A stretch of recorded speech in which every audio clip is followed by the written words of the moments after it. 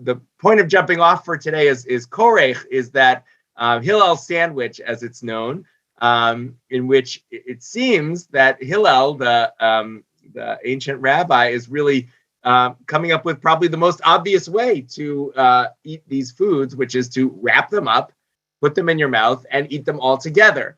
But we'll see that wasn't such an obvious way of doing it necessarily once you start to play around with it. So let me share the screen.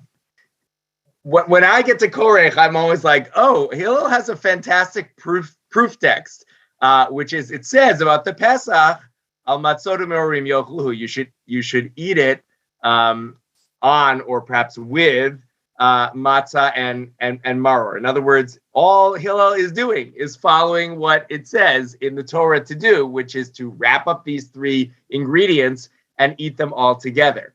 As we'll see in a moment, there's actually two verses that are dealing with this question of how you eat it, which are almost identical, but not 100% identical. And in that way, we get a little bit of variety of the relative value of each of the foods. So let's see, in chapter 12 of Exodus, we read, V'achlu basar balayla hazeh, tzli esh umatzot, al mirorim yochluhu. They should eat the meat. This is the meat of the Pesach sacrifice on this night. Tzli esh, we saw that term in the four or originally three questions. You're supposed to eat it fire roasted, umatzot. Tzli esh umatzot, roasted and matzot, al mirorim, on bitter herbs they shall eat it, or perhaps with bitter herbs. Depends how you translate the al there. Okay, so it seems like in this verse, the Pesach and the matzah are sort of equated. Tzli esh umatzot, fire roasted meat, and matzot with maror, which could sort of put maror in a separate category. So that's the one that we would sort of imagine you would use in thinking about the Pesach. The one that actually we quote in our Haggadah is the second one from Bamidbar, from the book of Numbers, in which actually we're not even talking about Pesach. What we're talking about is Pesach Sheni, the makeup Pesach that you do a month later if you were impure or you were far away and you couldn't do the first Pesach for those reasons. So we read there, B'chodesh hasheni b'arba asar yom ben arbaim, on the second month. So if Nisan is the first month, so this is a month later on the second month, on the 14th day at twilight, Ya'asu oto al matzot umerorim yochlu. You shall make it, meaning the Pesach, al matzot umerorim, with or on matzot and morim. So here matzah moves from sort of headline with the tzli esh, with the meat, to now accompanying the meat, and it's sort of in the maror category. And this is in fact what we quote when we say the little liturgy right before we do korech, which we read in our Haggadot as follows: Zecher lemikdash ki Hillel. This is in memory of the mikdash, of the holy place, of the temple, like Hillel would do. This is what Hillel would do when the Beit HaMikdash, when the temple was standing. Haya korech, and here there are different versions. In our Haggadot, we just say Haya korech matzah u'maror. Hillel would put into a sandwich matzah and maror, but that's sort of course, missing the main ingredient, which is the Pesach. So indeed, in older Haggadot, we read Haya korech Pesach matzah u'maror. That's what he used to do, put all three ingredients together. After all, the temple was standing, you would have access to the sacrifice. V'ochel biyachad, and he would eat them together, l'kayem ma she'namar, in order to fulfill the following verse, al matzot u'merorim yochluhu. Just note that the verse that is proving Hillel's position is the one from Numbers, from Pesach Sheni, and not the one from Exodus chapter 12, which sort of gets at the same idea, but interestingly enough, isn't quoted. And just I put them next to each other so we could just see them. Mirorim yochluhu is chapter 12 of Exodus, and umirorim yochluhu is chapter 9 of Bamidbar. Those are almost exactly the same, just the conjunction before maror. But umatzot al is how we have it in chapter 12 of Exodus, and al matzot. So it's sort of almost, it's all, the four words are the same. It's just that the umatzot is in chapter 12 of Exodus is connected to the Pesach that comes before it, and it's those two items are put together with maror, so maror could be of a lower status, whereas the one in Numbers chapter 9, al matzot u'merorim yochluhu, might make sense in a world in which all you're eating is matzah and maror, and those are on the same level. But just note that it's not taken from the most obvious place. It's just a discussion from Pesach Sheni and not from Pesach Rishon, the sort of original base case Pesach. Okay, this is just the little quibbling on whether matzah is equated to the Pesach or whether matzah is equated to the maror. But fundamentally, what Hillel is doing is eating them all together, as it says you're supposed to do. In either of these verses, it's clear all the ingredients come together, and that's how you're supposed to eat them.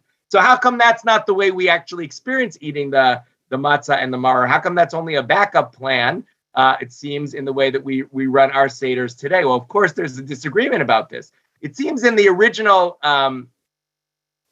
places where Hillel's behavior shows up that there is no disagreement. Everybody is okay with what Hillel is doing. We get a law in the Tosefta, which is, again, parallel to the Mishnah, earliest level of rabbinic history and text. HaChazeret, that's the maror, v'amatzah v'apesach, le'le yom tov harishon chova. It's required on the first night of Pesach to eat maror, matzah, and Pesach. This is sort of a version of what Rabban Gamliel is saying. You have to talk about them, but of course you also have to eat them. U'she'ar yamim reshut, and the rest of the days of Pesach, you're allowed to eat them, but you don't have to eat them. And then we get a testimony. Hillel hazaken haya korchan shloshtan zeba zeba uchlan. We get a statement that Hillel, the elder, used to sandwich them up, used to wrap them up together, one in the other, and eat them. Totally reasonable. That's sort of like the base case of how you would satisfy your obligation for Pesach, matzah, and maror. And no one seems to disagree with that, although it is reported not as standard, but as something Hillel used to do. So maybe there's something going on there about, well, how come we're reporting this as a practice that Hillel used to do as opposed to what everybody was doing? We get another early testimony of that. What we get in the Yerushalmi is, of course, there are people who disagree with Hillel.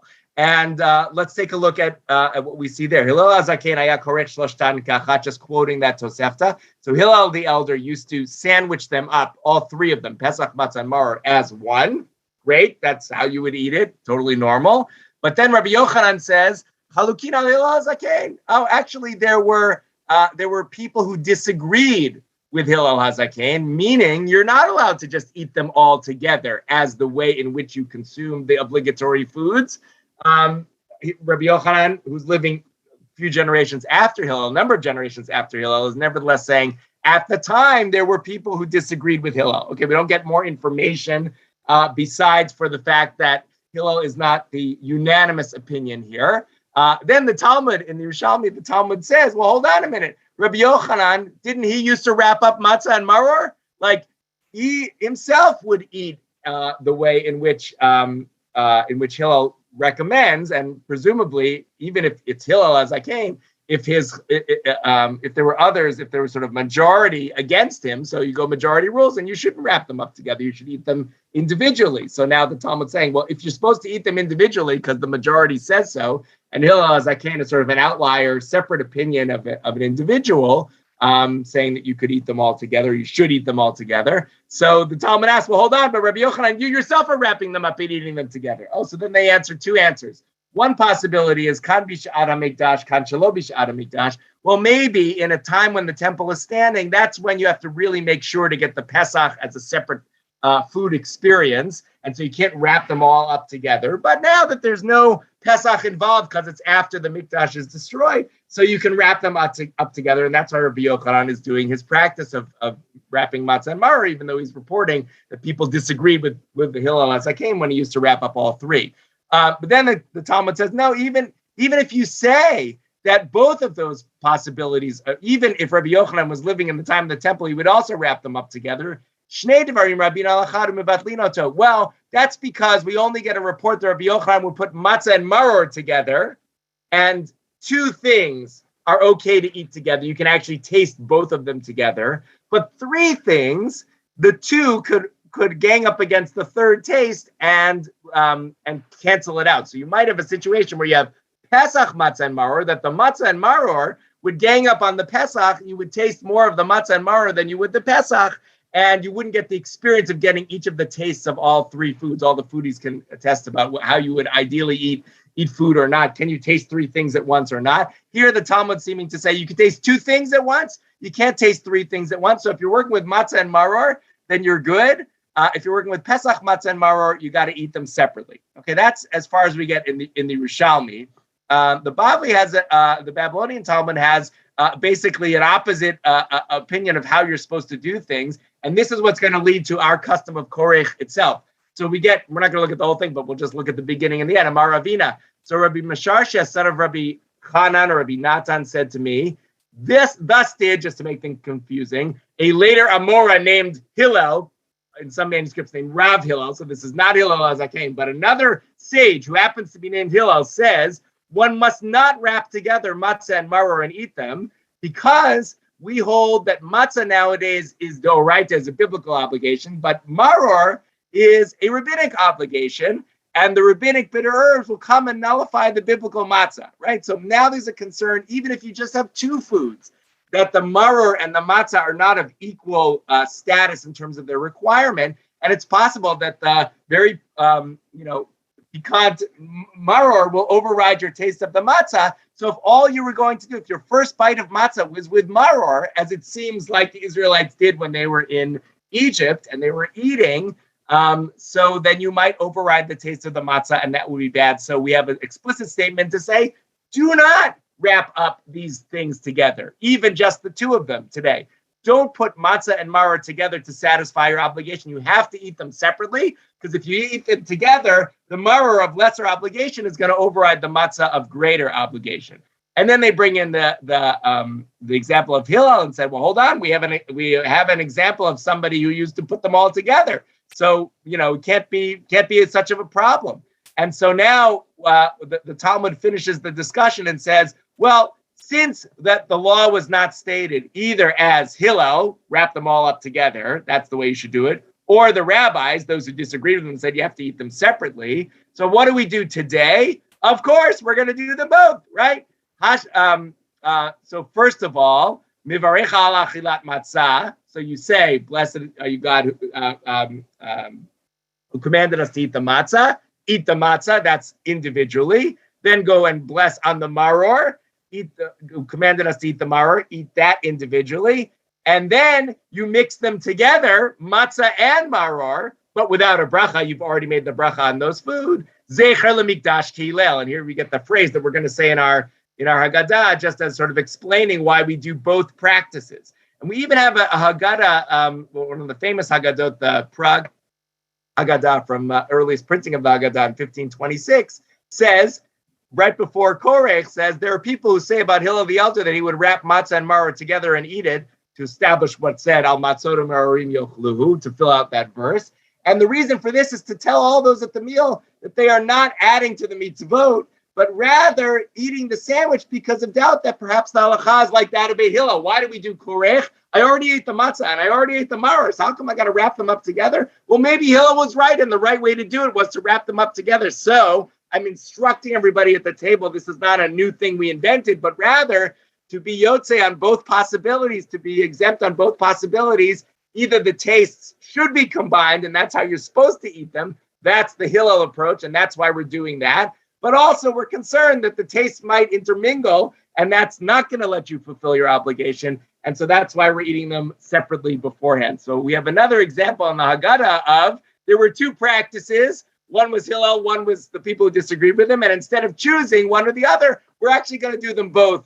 And therefore we get the Hillel sandwich after we've eaten matzah and maror separately.